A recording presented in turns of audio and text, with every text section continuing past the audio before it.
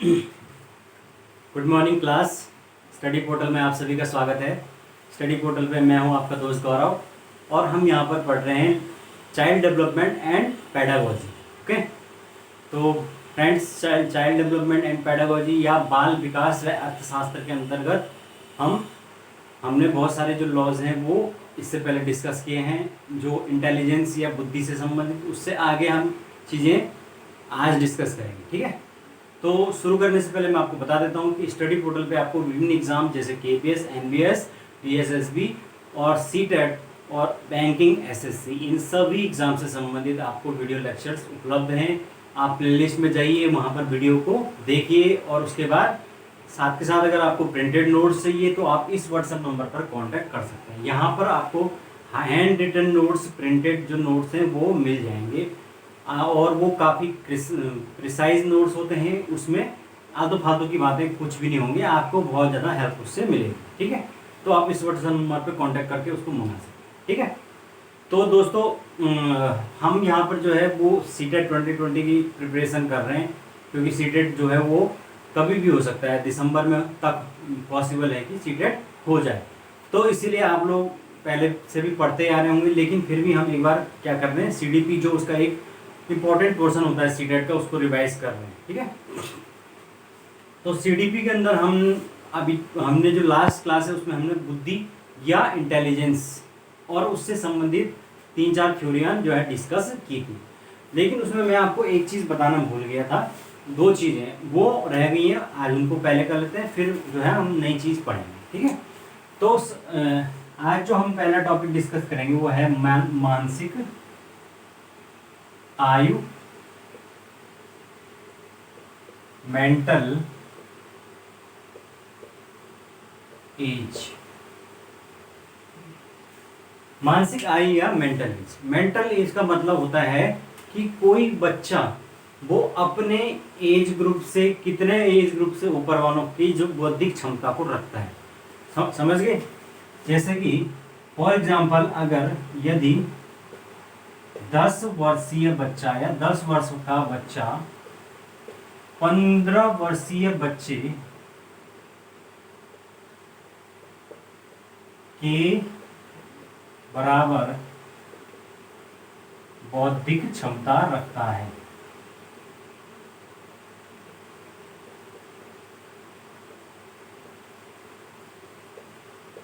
अब इसका क्या मतलब हुआ? सपोज कोई टेस्ट है, एक टेस्ट है, सपोज कोई भी 50 नंबर का कोई टेस्ट है, और वो जो है वो 10 वर्षीय या 15 वर्षीय जो बालक हैं, 15 साल के बच्चे हैं, उनके लिए तैयार किया गया है। लेकिन एक 10 वर्षीय बालक भी उस टेस्ट को हल करने में सक्षम है। तो इसका मतलब होगा कि उस 10 वर्षीय बालक की जो मेंटल एज है, मानसिक आयु है, वो क्या होगा? वो 15 वर्ष होगी। उसकी जो रियल आई क्रॉनिकल एज जो है वो तो है 10 वर्ष, लेकिन उसकी जो मानसिक आय है वो 15 वर्ष है, ठीक है ना। और ये जो मानसिक आय का कॉन्सेप्ट सर्वप्रथम दिया था वो दिया था विनय। किसने? विनय ने। तो आपको ये चीज याद रखना है कि जो मानसिक आय है उसका जो कॉन्सेप्ट है वो किसने दिया है? विनय ने दिया है, ठीक है। अब हम इसी से आगे चीजें डिस्कस करेंगे। जब हमने मानसिक आय को समझ लिया तो उसके बाद हम बात करेंगे कि बुद्धि लब्धि क्या होती है। बुद्धि लब्धि,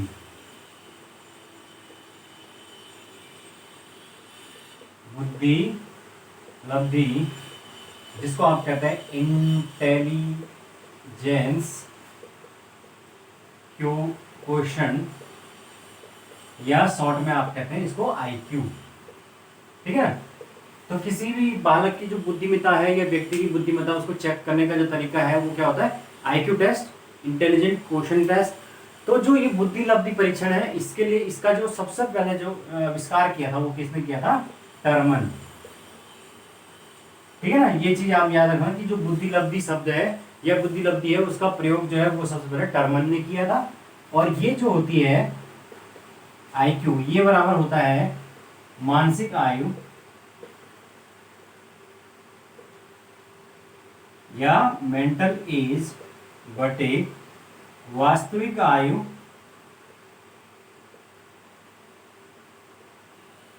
या क्रॉनिकल एज इंटू 100, ठीक है। तो ये आईक्यू का फॉर्मूला होता है। फॉर एग्जाम्पल, यदि एक बच्चे की जो मेंटल एज है वो 12 वर्ष है और उसकी क्रॉनिकल एज वास्तविक जो आय है वो 10 वर्ष है, तो इस फॉर्मूले से हम निकालेंगे जब, तो IQ इक्वल टू क्या होगा, 12/10 इंटू 100, और ये कट गया तो ये 120, यानी कि उसका जो आयु है, वर्ग है, वो कितना आया, 120 उसका IQ है। और उस 120 IQ के आधार पर हम क्या मानेंगे कि वो बच्चा श्रेष्ठ है। अब ये कैसे पता चलेगा, उसके लिए IQ की एक टेबल है, वो टेबल आपको पता होनी जरूरी है। तो मैं आपको वो टेबल बता देता हूँ।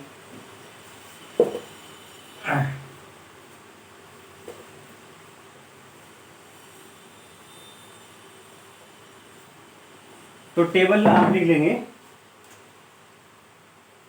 इधर बना लेंगे हम IQ और यहां बना देंगे डिस्ट्रीब्यूशन। ठीक है। सबसे पहले जो है वो है 140 से ऊपर, 140 या 140 से ऊपर।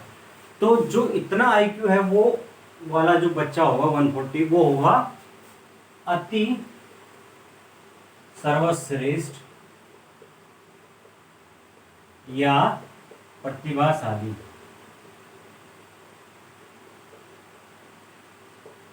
ठीक है, जो हाईली टैलेंटेड इसको आप बोल सकते हैं। ठीक है। उसके बाद 120 से लेकर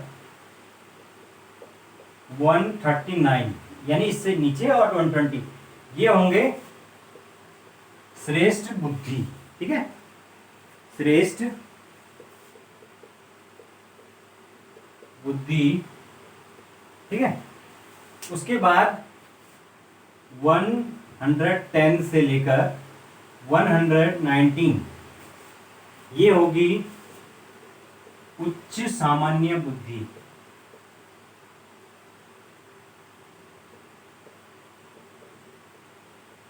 ठीक है, यानी सामान्य से थोड़ा ऊपर। उसके बाद 90 से लेकर और 109 तक, यानी इससे नीचे, और 90, तो ये होगा आपका सामान्य बुद्धि। ठीक है, जिसको जनरल कहते हैं, मतलब ज्यादातर जो है, मोस्ट ऑफ लोग जो है, हम आप कोई भी, ये कौन सी बुद्धि रखते हैं, सामान्य बुद्धि। ठीक है ना, ऑर्डिनरी। ठीक है। और उसके बाद जो है 80 से और इससे 89 तक, मतलब यहाँ इससे पहले, और 80 से ऊपर, तो ये जो होते हैं, ये बालक होते हैं मंद बुद्धि।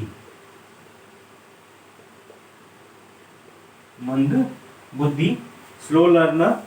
उसके बाद अगर हम इससे भी नीचे चले जाएं, तो 70 से और 80 के बीच में, यहां पर जो होगा वो होगा क्षीण बुद्धि। और ये अगर 70 से भी नीचे हो IQ, तो ये होगा निश्चित क्षीण बुद्धि, या इसको हम क्या कहेंगे, इडियट, जिसको इडियट कहते हैं। ठीक है। तो इस प्रकार से ये बुद्धि का डिस्ट्रीब्यूशन है। और हम क्या करेंगे, IQ टेस्ट के फॉर्मूले से सबसे पहले देखेंगे कि उसकी किस रेंज में है, उसके आधार पर हम उसका निष्कर्ष निकाल लेंगे कि वो प्रतिभाशाली बालक है, या सामान्य बालक है, या मंद बुद्धि बालक है। तो ये IQ के इस टेबल से हम इस चीजों को ज्ञात करते हैं। ठीक है। तो आशा है अब आप लोग सब समझ चुके होंगे कि IQ इंटेलिजेंट क्वेश्चन क्या होता है। ठीक है, तो चलिए आगे चलते हैं।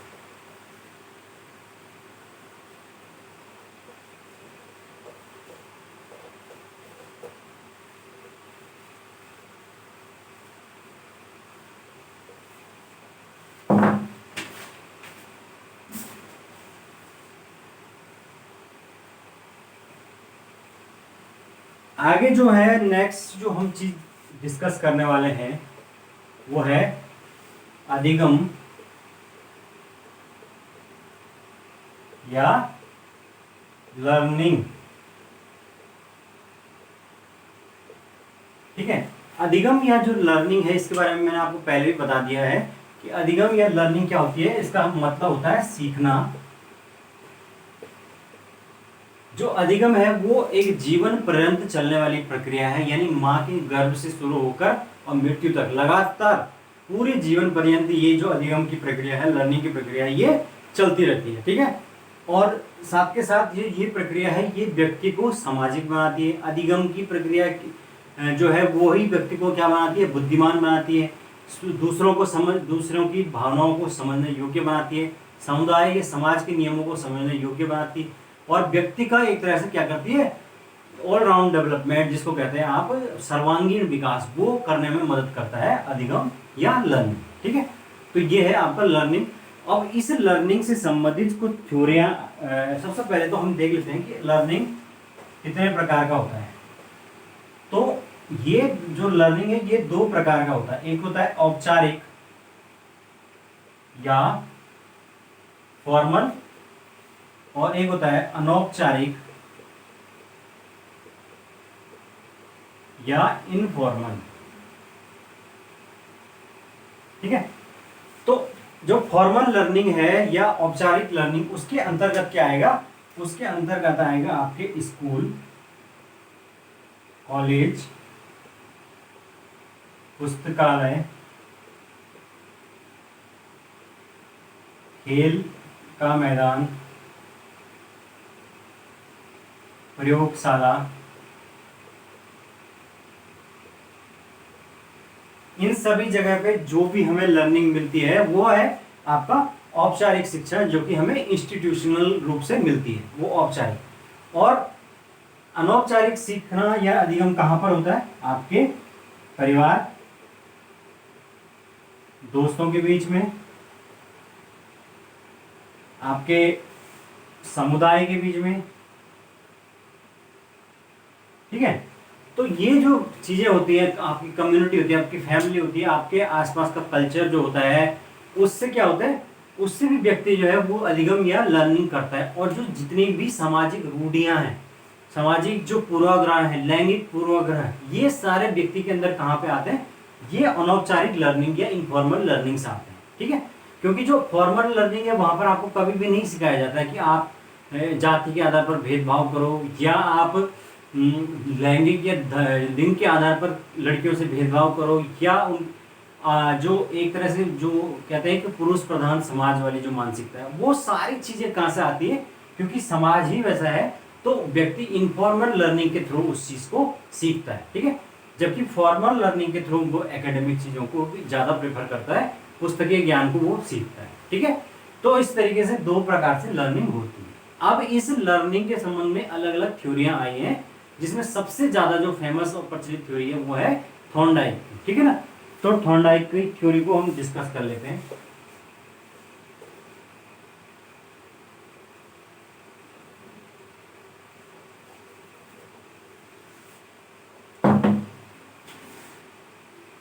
हम बात करेंगे थॉर्नडाइक का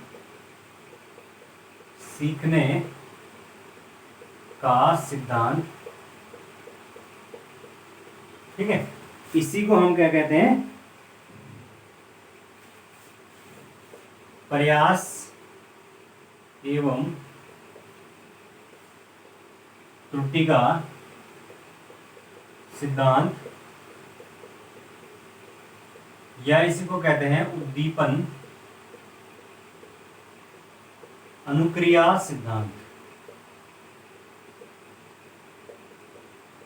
इनमें से कोई भी नाम हो सकता है। ठीक है ना, ये सारे के सारे जो नाम है ये किसके सिद्धांत के लिए, थॉर्नडाइक की जो लर्निंग थ्योरी है उसी के लिए लिए जाते हैं। ठीक है, अब जो थॉर्नडाइक है उनकी लर्निंग थ्योरी है वो बेस है किस पर, उद्दीपन अनुक्रिया, यानी कि उद्दीपन का मतलब होता है स्टिमुलस और अनुक्रिया का मतलब होता है रिस्पॉन्स। ठीक है, अब इसको समझने के लिए उन्होंने हमें ये समझना होगा कि थॉर्नडाइक ने कौन सा प्रयोग किया था। ठीक है ना, तो जो थॉर्नडाइक थे उन्होंने जो है वो एक काफी, आपको पता है कि मनोविज्ञान के क्षेत्र में उनकी कितनी ज्यादा उपलब्धियां हैं। तो थॉर्नडाइक ने एक प्रयोग किया किसके ऊपर, बिल्ली के ऊपर। बिल्ली के ऊपर सबसे पहले उन्होंने एक प्रयोग किया। ठीक है, उन्होंने क्या किया, बिल्ली को एक इस तरीके का पिंजरा मान लेते हैं, एक पिंजरा बना लेते हैं।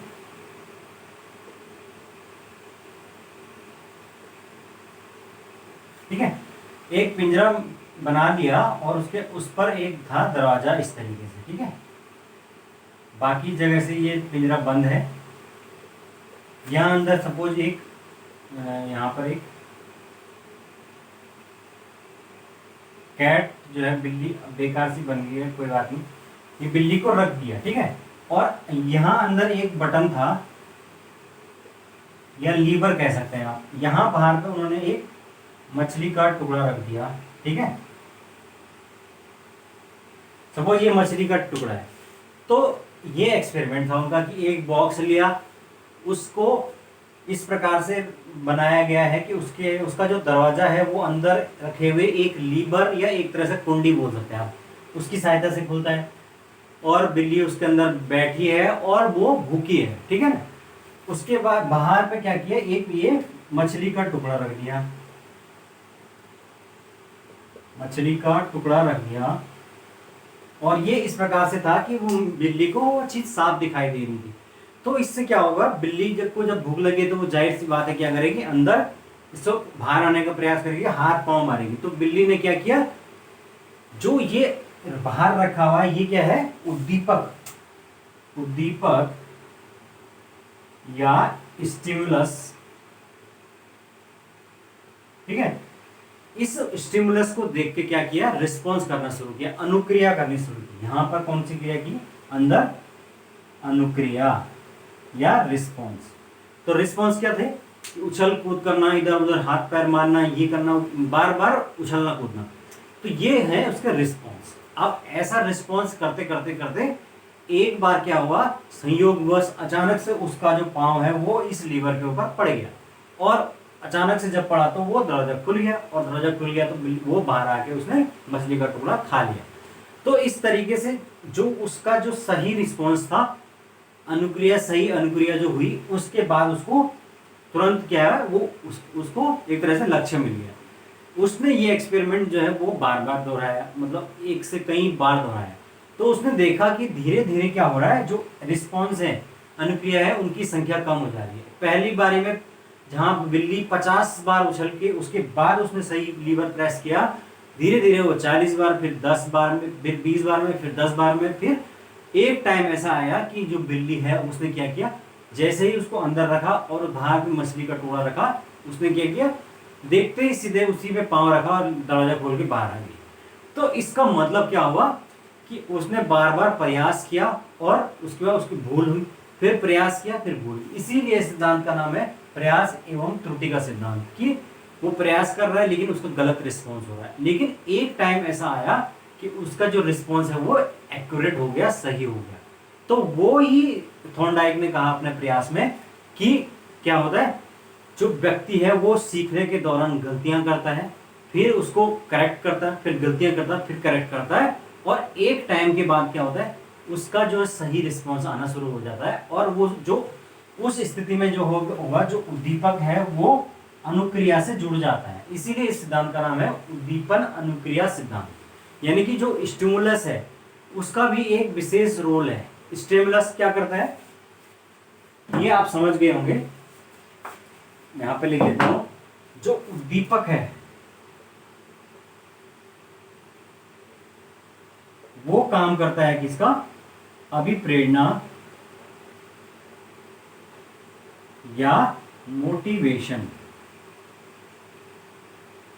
ठीक है ना, यानी मोटिवेशन का काम करता है उद्दीपक, तभी तो उसको मोटिवेशन मिला। इसी प्रकार मनुष्य भी होता है, उसे भी कुछ ना कुछ क्या चाहिए, मोटिवेशन चाहिए कार्य को करने के लिए। उसके बाद जब वो बार बार प्रयास करता है, उसका गलतियां करता है, प्रयास करता है, गलतियां करता है, तो एक न एक टाइम उसका सही रिस्पॉन्स होता है, और उस स्थिति में वो उसका अधिगम या वो चीज वो सीख जाता है। ठीक है ना, और इसी संबंध में उन्होंने इसमें इसी के अंतर्गत जो है बोला कि पुनर्बलन देना बहुत आवश्यक है। पुनर्बलन यानी कि रीइंफोर्समेंट। रीइंफोर्समेंट का मतलब ही क्या है, आपका उद्दीपक है, स्टिमुलस है, और उसके लिए उन्होंने 3 प्रकार के नियम बताए थे। ठीक है, तो वो 3 नियम क्या क्या है,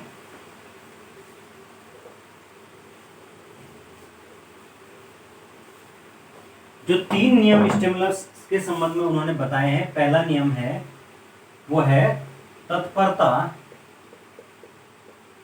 का नियम,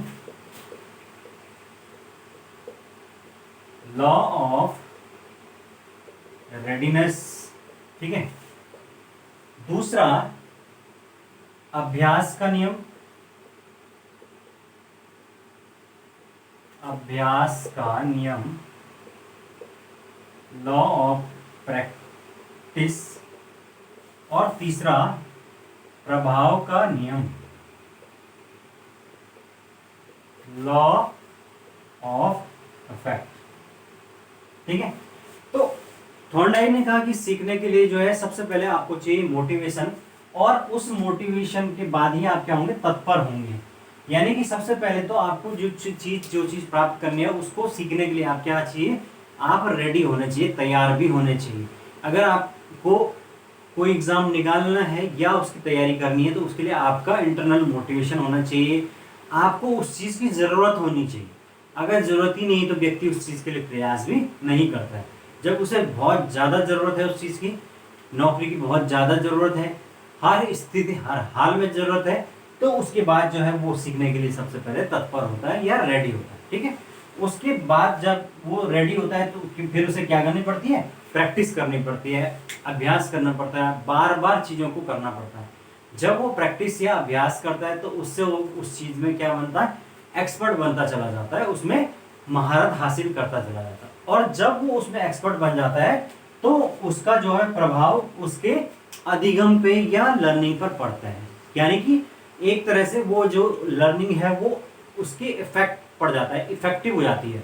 अब वो चीज़ें जो है वो हूबहू उसके दिमाग में आ जाती हैं, वो इतना ज़्यादा उसके अंदर अभ्यास की वो हो फिट हो जाता है कि उसके अंदर उस चीज़ को लेकर स्कीमा बन जाता है, और अब उसे बार बार उसको देखने की जरूरत नहीं है, वो चीज़ अब वो समझ चुका है, ठीक है ना।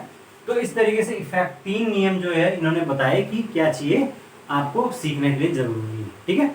तो ये जो 3 नियम है ये भी इसी का भाग है, किसका, थॉर्नडाइक का जो सीखने का नियम है, जिसको हम कहते हैं उद्दीपक अनुक्रिया सिद्धांत, ठीक है, या त्रुटि और प्रयास का सिद्धांत, है ना। यानी कि हमें क्या चाहिए, बच्चे को स्टिमुलस देना भी जरूरी है, समझ गए। स्टिमुलस जब हम उसको देंगे तब वो क्या करेगा, उसके लिए रिस्पॉन्स करेगा और तब उसकी आदतों का निर्माण होगा, ठीक है। तो ये है आपका थॉर्नडाइक का सीखने का नियम। तो मेरे ख्याल से आप लोग समझ चुके होंगे, ठीक है। चलिए आगे चलते हैं।